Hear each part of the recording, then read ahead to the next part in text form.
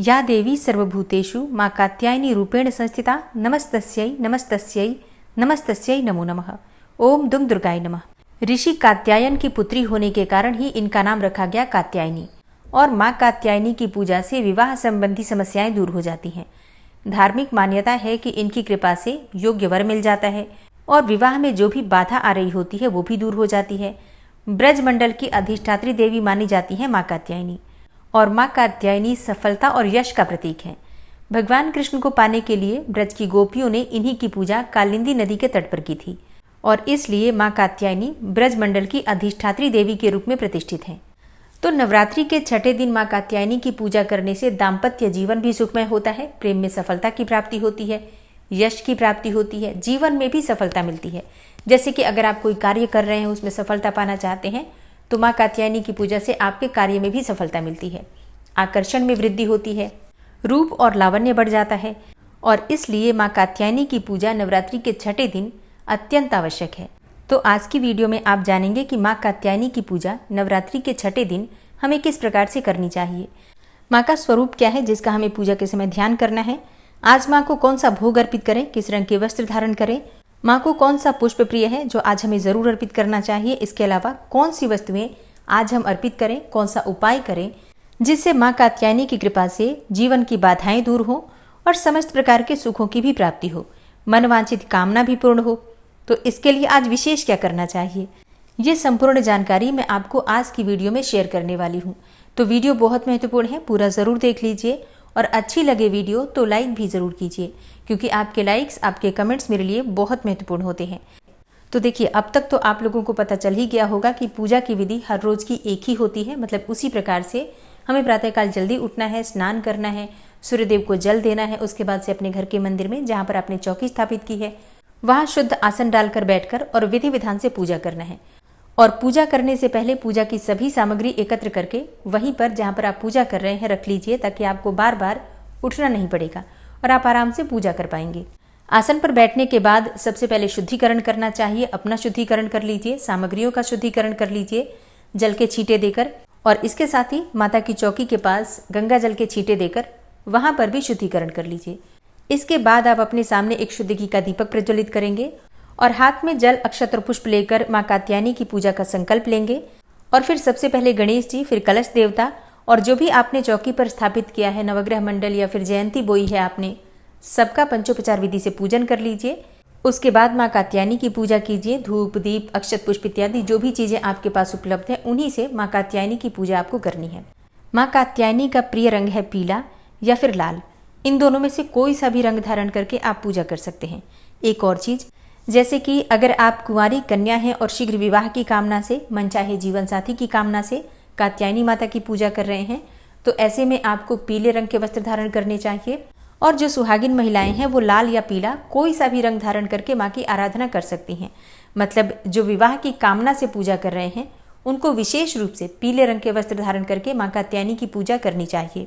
और जो पुरुष पूजा कर रहे हैं माँ कात्यायनी की, वो किसी भी रंग के वस्त्र धारण कर सकते हैं, पीला, लाल, सफ़ेद, जो भी वस्त्र वो धारण करना चाहें। माँ कात्यायनी को शहद का भोग लगाना श्रेष्ठ माना जाता है। इसके अलावा आप चाहें तो फलों का भोग भी लगा सकते हैं। और हाँ, विशेष रूप से माँ कात्यायनी को प्रिय है बेसन की बनी हुई पीली मिठाई। तो आप बेसन के लड्डू या बेसन की कोई भी मिठाई माँ को भोग में अर्पित कर सकते हैं। माँ कात्यायनी को लाल गुड़हल या फिर गुलाब के पुष्प बहुत प्रिय हैं। और अब बात करते हैं कि माँ का स्वरूप क्या है जिसका हमें पूजा के समय ध्यान करना है। देखिए, माँ कात्यायनी के स्वरूप की बात करें तो माँ सिंह पर सवार हैं, जो चतुर्भुज हैं, अर्थात 4 भुजाओं वाली हैं। माँ कात्यायनी के एक हाथ में कमल का पुष्प है, दूसरे हाथ में तलवार धारण करती हैं। माँ की एक भुजा वर मुद्रा में और दूसरी अभय मुद्रा में है। इनका स्वरूप अत्यंत ही भव्य और दिव्य है। इनका वर्ण है स्वर्ण के समान चमकीला और भास्वर है। शेर पर सवार माता कात्यायनी अपने भक्तों के रोग, शोक, संताप और भय आदि सर्वथा नष्ट कर देती हैं और उन्हें अपने शत्रुओं पर विजय प्राप्ति का वरदान भी देती हैं। नवरात्रि के छठे दिन हमें इसी स्वरूप का ध्यान करना है और विधि विधान से माँ की पूजा करनी है। माँ कात्यायनी का बीज मंत्र है क्लीं श्रीं त्रिनेत्राय नमः, क्लीं श्रीं त्रिनेत्राय नमः। अगला मंत्र है ओम देवी कात्यायन्यै नमः। या देवी सर्वभूतेषु माँ कात्यायनी रूपेण संस्थिता नमस्तस्यै नमस्तस्यै नमस्तस्यै नमो नमः। और माँ का अगला मंत्र है चंद्रहास्योज्ज्वलकरा शार्दूल वरवाहना कात्यायनी शुभम दद्याद देवी दानव घातिनी। माँ की पूजा करते समय आप इनमें से किसी भी मंत्र का जप कर सकते हैं। अपनी इच्छा के अनुसार चाहे तो 11 बार, 21 बार या 108 बार भी जप कर सकते हैं। और फिर इस मंत्र के जपने के बाद आप अपनी इच्छा के अनुसार कोई भी मंत्र जो आप प्रतिदिन जप रहे हैं, जैसे कि चालीसा का पाठ कर रहे हैं या फिर दुर्गा कवच का पाठ करते हैं, सप्तशती का पाठ करते हैं, कोई भी पाठ, कोई भी मंत्र, कोई भी कवच पढ़ सकते हैं।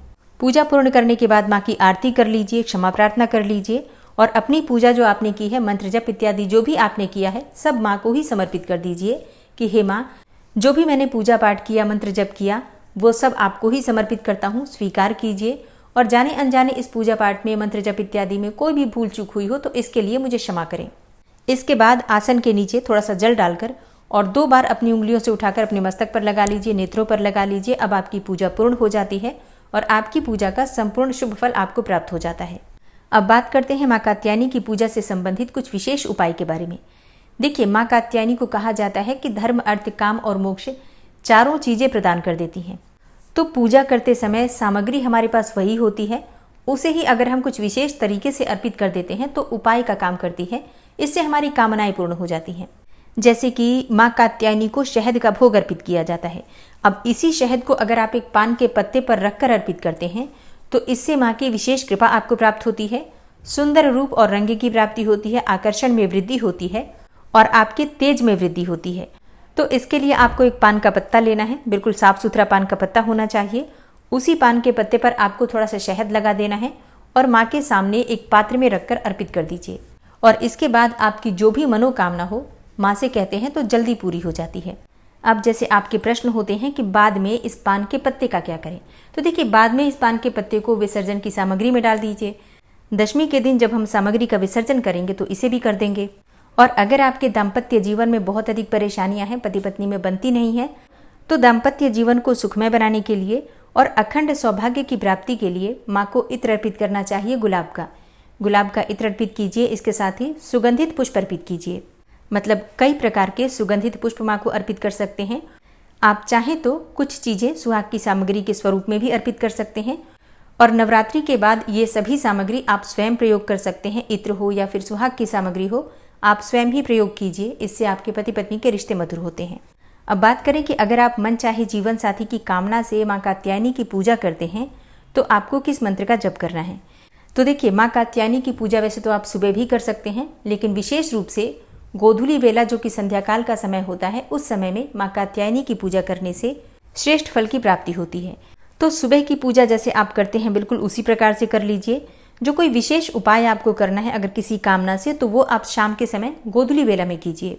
मन चाहे जीवन साथी की कामना है, मतलब मन चाहे वर की कामना है, तो ऐसे में आपको मंत्र जप करना है, कात्यायनी महामाये महायोगिन्यधीश्वरी नंद गोप सुतम देवी पति में कुरुते नमः। और अगर आप पुरुष हैं, मन चाहा जीवन साथी पाना चाहते हैं, योग्य और सुंदर पत्नी पाना चाहते हैं, तो ऐसे में आपको मंत्र जप करना है, पत्नी मनोरमाम देही मनोवृत्तानुसारिणीम तारिणीम दुर्ग संसार सागरस्य कुलोद्भवाम। ये दोनों मंत्र दुर्गा सप्तशती के मंत्र हैं। इन मंत्रों को जपने से बहुत जल्दी विवाह की कामना पूर्ण हो जाती है। तो दोस्तों, ये है आज की वीडियो। उम्मीद करती हूँ आपके लिए उपयोगी होगी। अगर वीडियो पसंद आई हो तो लाइक कीजिए, शेयर भी ज़रूर कीजिए। और अगर आप चैनल पर पहली बार आए हैं, अभी तक आपने चैनल को सब्सक्राइब नहीं किया है, तो आज की वीडियो अगर आपको अच्छी लगे तो चैनल को सब्सक्राइब करके बेल आइकन को ज़रूर प्रेस कर लीजिए। इससे ये होगा कि इस चैनल पर जो भी नई वीडियो अपलोड होंगी उनकी नोटिफिकेशन आपको सही समय पर प्राप्त होगी। मिलती हूँ मैं आपसे अगली वीडियो में, तब तक के लिए जय श्री राधे।